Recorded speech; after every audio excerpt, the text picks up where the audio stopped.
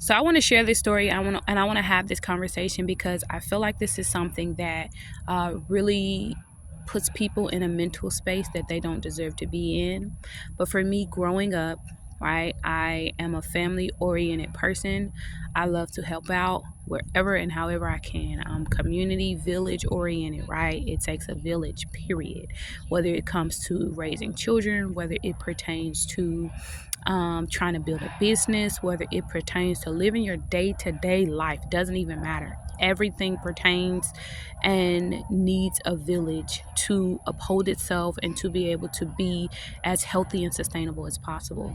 All right. But so for me, 44 on the clock. For me, I was always accused growing up of like being a bad person or like not having people's best interests at heart. And that stuff used to really sit on me, right? It used to really sit with me and it bothered me. And the way that the Most High helped me really to get past that, and I was able to see things clearly for what they truly are with these two questions, and I want to share them with you.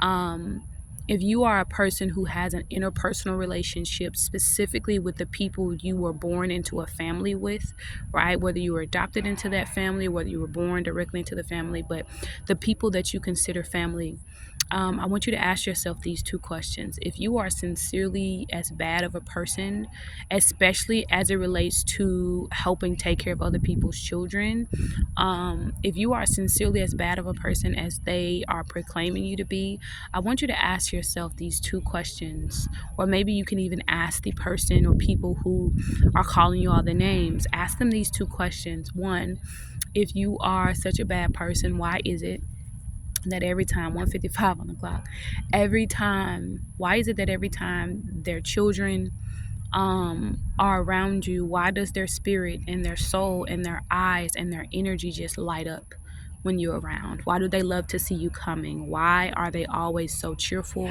and joyful and happy? Why do they never want to leave from being at your house or from whatever engagement or anything like that that you may be having? 222 on the clock.